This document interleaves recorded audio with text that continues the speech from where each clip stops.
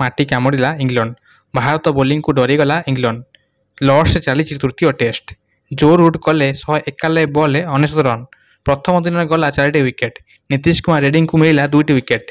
ହଁ ଦର୍ଶକ ବନ୍ଧୁ, ଲର୍ଡସରେ ଗତକାଲିଠାରୁ ଆରମ୍ଭ ହୋଇଛି ତୃତୀୟ ଟେଷ୍ଟ, ଯେଉଁଥିରେ କି ଟସ୍ ଜିତି ବ୍ୟାଟିଂ କରୁଛି ଇଂଲଣ୍ଡ। ହେଲେ ଦେଖିବାକୁ ମିଳିଛି ବେଜ୍ ବଲ୍ ଭଳି ଖେଳିବାକୁ କହିଥିବା ଇଂଲଣ୍ଡ ବ୍ୟାଟ୍ସମ୍ୟାନମାନେ ଭାରତ ବୋଲିଂକୁ ଡରିଗଲେ। ମାତ୍ର 83 ଓଭର ଖେଳି 25ଟି ଚୌକା ମାରିଲା ବେଳେ ଗୋଟେ ବି ଛକା ମାରିନଥିଲେ, ଯାହାଫଳରେ କି 4 ୱିକେଟ୍ ହରାଇ 251 ରନ୍ କରିଛି ପ୍ରଥମ ଦିନ ଖେଳ ସୁଦ୍ଧା ଇଂଲଣ୍ଡ।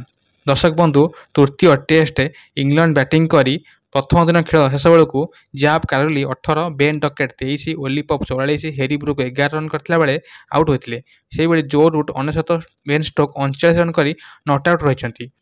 ଭାରତ ବୋଲିଂରେ ଜସପ୍ରୀତ ବୁମରା 18 ଓଭର ବୋଲିଂ କରି 35 ରନ୍ ଦେଇ ଗୋଟେ ୱିକେଟ୍ ନେଇଥିଲା ବେଳେ ଆକାଶଦୀପ 17 ଓଭର ବୋଲିଂ କରି 75 run, Mohammed Siraj 14 over bowling କରି 33 run, Nitish Kumar Reddy 14 over bowling କରି 46 ରନ୍ ଦେଇ 2ଟି ୱିକେଟ୍ ନେଇଥିଲେ। ରବୀନ୍ଦ୍ର ଜାଡେଜା 10 ଓଭର ବୋଲିଂ କରି 26 ରନ୍ ଦେଇ ଗୋଟେ ୱିକେଟ୍, ୱାଶିଂଟନ୍ ସୁନ୍ଦର 10 ଓଭର ବୋଲିଂ କରି 21 ରନ୍ ଦେଇ ବୋଲିଂ କରିଥିଲେ, ଯାହାଫଳରେ କି ଇଂଲଣ୍ଡ ପ୍ରଥମ ଦିନ ଖେଳ ଶେଷ ବେଳକୁ 83 ଓଭର ଖେଳି 4 ୱିକେଟ୍ରେ 251 ରନ୍ କରିଛି। ଭାରତ ଏବେ ମଜବୁତ ସ୍ଥିତିରେ ରହିଛି। ଇଂଲଣ୍ଡର ପ୍ରଥମ ୱିକେଟ୍ 13.3 ଓଭରରେ 43 ରନ୍ ବେଳେ ଯାଇଥିଲା। ସେହିଭଳି 14 ଓଭର 44 ରନ୍ 2ଟି ୱିକେଟ୍, 49 ଓଭରରେ 53 ରନ୍ରେ 3ଟି ୱିକେଟ୍, 54.5 ବଲ୍ରେ 172 ରନ୍ରେ 4ଟି ୱିକେଟ୍ ଯାଇଥିଲା ଇଂଲଣ୍ଡର। ଆଜି ଦ୍ୱିତୀୟ ଦିନରେ ଭାରତର ଲକ୍ଷ୍ୟ ରହିବ ଜୋ ରୁଟ୍କୁ ଆଉଟ୍ କରିବା, କାହିଁକି ନା ଜୋ ରୁଟ୍ 99 ରନ୍ କରି ନଟ୍ ଆଉଟ୍ ରହିଛନ୍ତି। ଯଦି ଜୋ ରୁଟ୍କୁ ଆଜି ୱିକେଟ୍ ନେଉଛି ତାହେଲେ ଭାରତ ଆହୁରି ମଜବୁତ ସ୍ଥିତିରେ ରହିବ।